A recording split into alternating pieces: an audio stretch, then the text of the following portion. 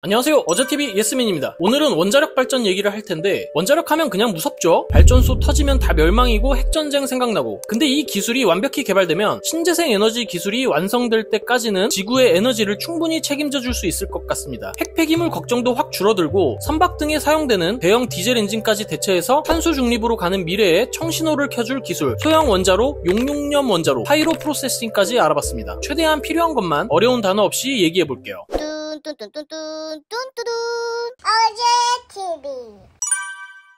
자, 원자력 하면 다 아시다시피 핵폭탄, 우라늄, 플루토늄 등이 떠오르죠. 기본 원리를 알아야 뒷부분도 이해하실 수 있으니까 기본 원리부터 얘기할게요. 과학적으로 보면 정확히는 핵 에너지 발전이 더 맞는 표현인데, 통상적으로 원자에서 나오는 에너지를 쓴다고 해서 원자력으로 부르고 있는데요. 우리가 지금 사용하고 있는 기술은 핵 분열입니다. 대표적으로 우라늄 235를 연료 물질로 사용합니다. 뒤에 번호는 같은 우라늄이지만 질량과 화학 성질이 약간씩 달라서 번호가 다르게 붙은 건데, 그 질량과 성질이 우리의 발전 방식에 적합한 것이 우라늄 235인 거죠. 자연 상태의 우라늄은 우리가 발전에 사용할 수 있는 우라늄 235의 비율이 약 0.7%밖에 안 됩니다. 나머지는 대부분이 238이에요. 그래서 235만을 발전에 사용할 정도의 비율인 3에서 5%까지 농축시킨 게 원자력 발전에 사용되는 우라늄입니다. 더 많이 농축시키면 이제 그건 핵폭탄. 우라늄 235는 중성자와 양성자라는 게 여러 개 뭉쳐있는 원자인데, 핵 분열을 일으키기 위해서는 우라늄 235에다가 중성자 한 개를 충돌시킵니다. 충돌을 하면 우라늄 235가 사과 쪼개지듯 둘로 쪼개지면서 에너지를 발생시키는 거죠. 어떻게 발생시키냐? 보통 질량 보존의 법칙대로라면 쪼개지기 전 우라늄 235 한 개의 무게와 쪼개진 후 두 조각의 무게 합이 같아야 하잖아요? 근데 우라늄 235는 쪼개진 두 개의 무게가 더 적어진 겁니다. 그 없어진 무게, 질량만큼이 에너지로 전환이 됐다는 거죠. 그리고 우라늄 235는 쪼개지면서 또 다른 중성자를 방출하는데요. 이게 다른 우라늄 235에 충돌하게 되고 또다시 쪼개지면서 에너지를 만들어내겠죠? 이 과정이 연속적으로 수없이 발생합니다. 빠른 속도로 연쇄 반응이 일어나면서 엄청난 양의 에너지가 생기는 거죠. 이렇게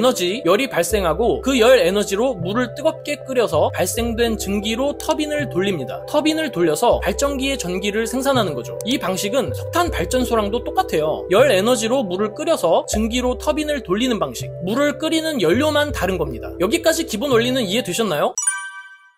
자, 이제 미래를 책임져줄 기술, 첫 번째 SMR 소형 원자로입니다. 기존 대형 원자로 건물의 최소 10분의 1에서 최대 100분의 1 이하 수준까지 작게 만든 것이 SMR 소형 원자로인데요. 대형 원자로에 있는 냉각 펌프, 가압기, 증기 발생기 등을 하나의 용기 안에 합쳐놓은 겁니다. 기존 대형 원자로는 뜨겁게 달궈지는 노심, 그러니까 우라늄을 담은 용기가 녹지 않도록 시켜줄 냉각 장치나 터빈을 돌릴 증기 발생기 등이 연결이 되어 있는데, 만약 이 연결 배관에 문제가 생기면 큰일 나겠죠? 이걸 하나의 용기 안에 합쳐놓았기 때문에 사고가 발생해도 외부로 방사성 물질이 흘러나오지 않는 겁니다. 소형화되었기 때문에 어느 지역이든 이걸 가지고 가서 조립 건설을 빠르고 쉽게 할 수 있는 거죠. 여기에 또 중요한 기술은 용융염 원자로입니다. 용융염에서 염이 소금이죠. 소금을 냉각제로 사용한다고 하는데, 이걸 고온에서 녹은 상태의 소금을 쓰는 겁니다. 용융은 고체가 열에 의해 액체가 되는 현상을 말하는데, 그래서 용융염이라고 부릅니다. 여기에 우라늄을 녹여서 섞는 건데, 쉽게 말하면 그냥 우라늄과 소금을 녹이고 섞어서 액체 연료로 만든 겁니다. 기존에는 우라늄이 고체인 상태에서 연료를 사용하는데, 예를 들어 일본 후쿠시마 사고처럼 냉각 시스템이 고장이 나서 노심이 녹아내리면 그 안에 있는 고체 상태인 우라늄까지 녹아내리고 외부로 흘러나오는 심각한 사고가 발생하는 겁니다. 물론 후쿠시마 사고는 다른 원인도 있어요. 근데 이렇게 액체화시킨 연료는 만약 문제가 생겨서 노심 밖으로 나오면 오히려 굳어버린대요. 핵분열 물질들이 그 안에서 굳어서 갇혀버리기 때문에 발전소 밖으로 흘러나올 일이 없어진다는 거죠.